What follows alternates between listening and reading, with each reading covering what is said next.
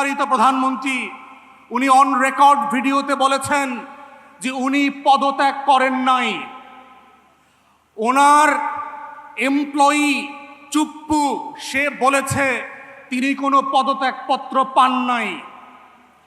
তাহলে ৭২-এর সংবিধান মোতাবেক, ২৪-এর ডামি নির্বাচন মোতাবেক যেই প্রধানমন্ত্রী পদত্যাগ করেন নাই আর যার কাছে পদত্যাগপত্র দেওয়া হয়েছিল তিনি পান নাই, তিনি এখনো ৭২-এর সংবিধান মোতাবেক বাংলাদেশের প্রধানমন্ত্রী। তাহলে আজকে যারা ৭২-এর সংবিধান নিয়ে খেলছেন, আপনাদেরকে জিজ্ঞেস করতে হবে নিজেদেরকে, বাংলাদেশে কি আজকে দুটো সংসদ আছে? বাংলাদেশে কি আজকে দুজন প্রধানমন্ত্রী আছে? একজন বিতাড়িত হয়েছেন আর একজন বিতাড়িত হওয়া প্রধানমন্ত্রীর চেয়ারে বসে আছেন। আমাদের বক্তব্য খুব পরিষ্কার, মাননীয় প্রধানমন্ত্রী, আপনি শুধুমাত্র প্রধানমন্ত্রী জুলাইয়ের কারণে, আপনি শুধুমাত্র প্রধানমন্ত্রী আমার ২৪-এর ১৪০০ শহীদের কারণে, আপনি শুধুমাত্র প্রধানমন্ত্রী আমার ২৬,০০০ আহত ভাই বোনের কারণে, আপনি শুধুমাত্র প্রধানমন্ত্রী আমার ৬৫০ চোখ হারানো অন্ধ ভাই বোনের জন্য, ৭২-এর সংবিধানের জন্য না। আন্নুর প্রোডাক্টসের ঘি কেন খাঁটি? তাহলে শুনুন এটি কিভাবে তৈরি হয়। পাবনার বিস্তীর্ণ চরাঞ্চল থেকে সরাসরি খামারিদের কাছ থেকে সংগ্রহ করা হয় ঘাস খাওয়া গরুর খাঁটি দুধ। আপনার রান্নাঘরে বিশুদ্ধতার ছোঁয়া পেতে আজই অর্ডার করুন। অর্ডার করতে অর্ডার নাও বাটনে ক্লিক করুন অথবা আন্নুর প্রোডাক্টসের ফেসবুক পেজে মেসেজ করুন। সরকারি দল ইতিহাসের এমন একটা জায়গাতে দাঁড়িয়ে এমন কিছু মূলধনকে, পুঁজিকে কেন্দ্র করে ব্যবসা শুরু করেছে, যেই ব্যবসাটা ইতিমধ্যে ঋণগ্রস্ত হয়ে, দরপতন হয়ে, এটা ঋণ খেলাপি হয়ে গেছে। আমরা গত ১৭ বছর ধরে মুক্তিযুদ্ধ ব্যবসা দেখতে দেখতে ক্লান্ত হয়ে যায় নাই। মুক্তিযুদ্ধ নিয়ে আওয়ামী লীগের এই যে ইন্ডাস্ট্রি ডেভেলপ করেছে, জুলাই অভ্যুত্থানের মধ্য দিয়ে সেই মুক্তিযুদ্ধ ব্যবসাকে বিতাড়িত করে নতুন করে মুক্তিযুদ্ধের স্বপ্নকে জুলাইয়ের মধ্য দিয়ে আমাদের নতুন প্রজন্ম আবার জাতির কাছে হাজির করেছে। কিন্তু আমরা দুঃখজনকভাবে দেখতে পাচ্ছি, যেই পুঁজি, যেই মূলধন বরফের পানির মতো চৈত্রের রোদে ঠাই ঠাই করে পানিতে পরিণত হয়ে গেছে, সেই পুঁজিকে কেন্দ্র করে আবার ৭২-এর সংবিধান ব্যবসায় নেমেছে জাতীয়তাবাদী দল, যার রাজনীতি, যার আদর্শ, শহীদ জিয়ার পলিটিক্যাল প্রেমিসিস কোনো কিছুর সাথে এই ৭২-এর সংবিধান যায় না। এবং যায় না বলে দেখেন আপনারা কিভাবে আগুন নিয়ে খেলছেন। মান্যবর সাবেক প্রধানমন্ত্রী, বিতাড়িত প্রধানমন্ত্রী, উনি অন রেকর্ড ভিডিওতে বলেছেন যে উনি পদত্যাগ করেন নাই। ওনার এমপ্লয়ি চুপ্পু সে বলেছে তিনি কোনো পদত্যাগপত্র পান নাই। তাহলে ৭২-এর সংবিধান মোতাবেক, ২৪-এর ডামি নির্বাচন মোতাবেক যেই প্রধানমন্ত্রী পদত্যাগ করেন নাই আর যার কাছে পদত্যাগপত্র দেওয়া হয়েছিল তিনি পান নাই, তিনি এখনো ৭২-এর সংবিধান মোতাবেক বাংলাদেশের প্রধানমন্ত্রী। তাহলে আজকে যারা ৭২-এর সংবিধান নিয়ে খেলছেন, আপনাদেরকে জিজ্ঞেস করতে হবে নিজেদেরকে, বাংলাদেশে কি আজকে দুটো সংসদ আছে?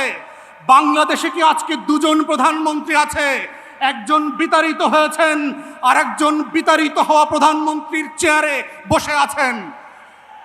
আমাদের বক্তব্য খুব পরিষ্কার, মাননীয় প্রধানমন্ত্রী, আপনি শুধুমাত্র প্রধানমন্ত্রী জুলাইয়ের কারণে, আপনি শুধুমাত্র প্রধানমন্ত্রী আমার ২৪-এর ১৪০০ শহীদের কারণে, আপনি শুধুমাত্র প্রধানমন্ত্রী আমার ২৬,০০০ আহত ভাই বোনের কারণে, আপনি শুধুমাত্র প্রধানমন্ত্রী আমার ৬৫০ চোখ হারানো অন্ধ ভাই বোনের জন্য, ৭২-এর সংবিধানের জন্য না। আজকে যারা ৭২-এর সংবিধান নিয়ে খেলছেন, তারা আপনাদের ইতিহাস ভুলে যাবেন না। পঞ্চম সংশোধনী ফিরায় নিয়ে আসার যে রাজনীতি আপনারা প্রস্তাব করেছেন, এইটা ৭২-এর সংবিধানে যায় না। ৭২-এর সংবিধান মোতাবেক শেখ মুজিবুর রহমান এখনো জাতির জনক, এখনো স্বাধীনতার ঘোষক। তাহলে ২৬শে মার্চে স্বাধীনতার ঘোষণাপত্রের দিন আপনারা কেন শেখ মুজিবের কবরে ফুল দিতে গেলেন না?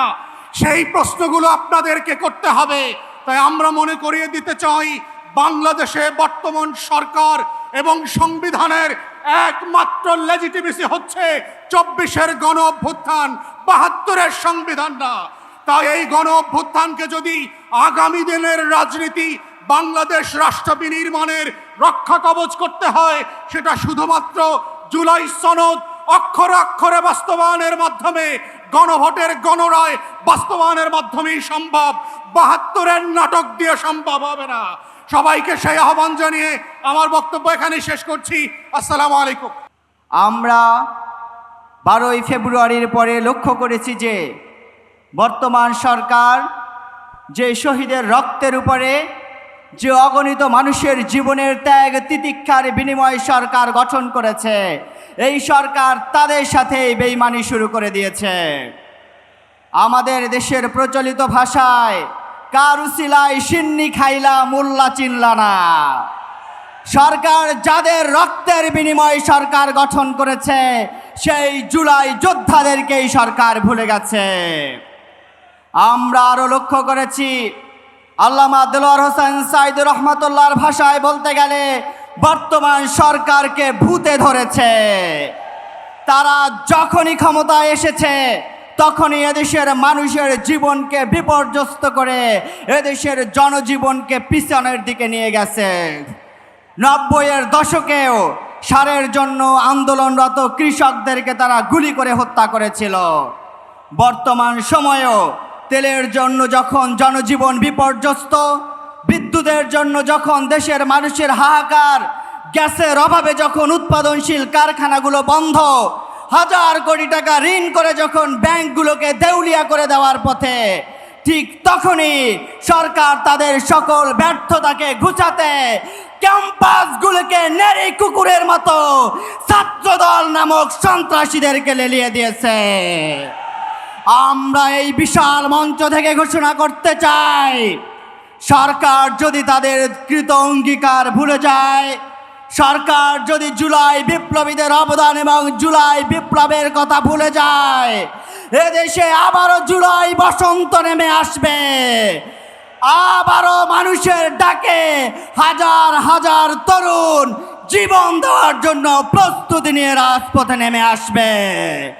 তখন পালানোর পথ খুঁজে পাবে না।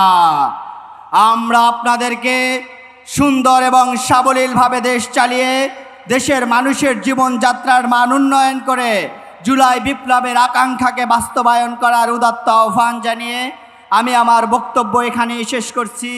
আসসালামু আলাইকুম ওয়া রাহমাতুল্লাহ।